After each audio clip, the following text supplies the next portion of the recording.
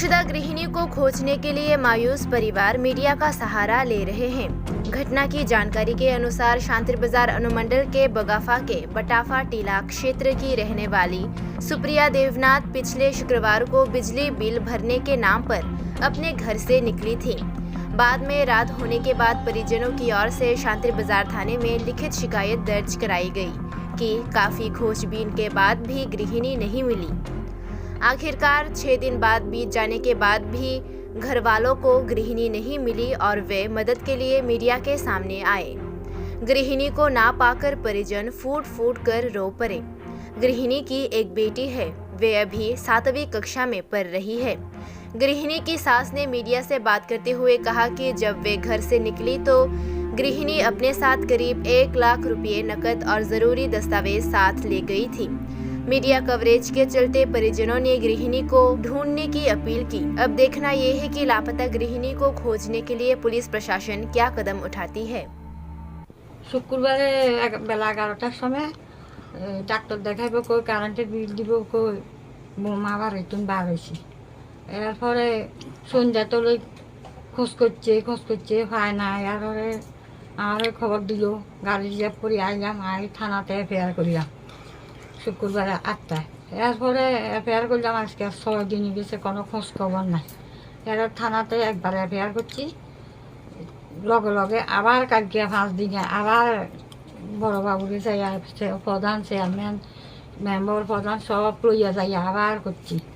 এর আজকে 6 দিন গেছে, কোনো খোঁজ খবর পাই না। কে নিয়ে খোঁজ হয়েছে? বউ। আচ্ছা, নাম? সুপ্রিয়া দেবনাথ। বাড়ি কোন জায়গা? বাড়ি বাটাফাটিটা, শান্তির বাজার। শান্তির বাজার। আচ্ছা, তারপরে? এরপরে আজকে 6 দিনের জন্য এখনো হয় না। এর ছেলে তো কাজ টাজ না করলে, বন্ধন আছে, বিলিশ আছে, খাইতে তো কষ্ট চলতে। এরপরে কাজে না যাইলেও হারে না। এর অসুস্থ একদিকে। আমার নাতিনও তো একলা বাড়িতে কার কাছে রাখি যায়। নাতিনের আমিও তো এনে থাকলে আর হইতো না, আরও তো আরেক সংসার আছে। রায় কি করি এখন জানিও আপনারা খোঁজ করি বোমারা আনি দিন। কতদিন হয়েছে নাই? আজকে 6 দিন। সঙ্গে সঙ্গে আপনারা খোঁজাখুঁজি করছেন? হ্যাঁ, সঙ্গে সঙ্গে আমরা সত্তরটন খোঁজাখুঁজি গেছি। মাইয়ার বাপের বাড়িতেও যাই, খবর ফাটাইছি। আপনারা মাইয়া আসেনি, আইয়ে না। এরপর কই গেছে, আমরা তো ডাক্তার দেখাইব কই আর কারেন্টের বিল দিব কই গেছে বাড়িতে। এর সন্ধ্যার সময় তো মাইয়া ছেলে ঘুরে ঘুরে ঘুরে আর তো কেউ নাই, ঘুরাছি এনে ট্রাইবেল ভাড়ার যাইয়া কয় আমার বউ তো সকালে 11টার সময় গেছে, ওখানে তো আসে না, এখন কি করতাম। এরপরে আমাকে খবর দিছে, গাড়ি রিজার্ভ করে আইয়া করে থানাতে জানাইলাম কই আসছে। টাকা পয়সা নিছে? টাকা পয়সা 1 লাখ টাকার মতো নিছি। গয়না এক কথা আছে, আর এমনি কিছু কাগজপত্র নিছি। কাগজপত্র তার ব্যক্তিগত যা ছিল তাই নিছিল, আর কিছু না। এখন হোলা খাইতে হতো, কষ্ট চলতে কষ্ট হয়ে নাতিন।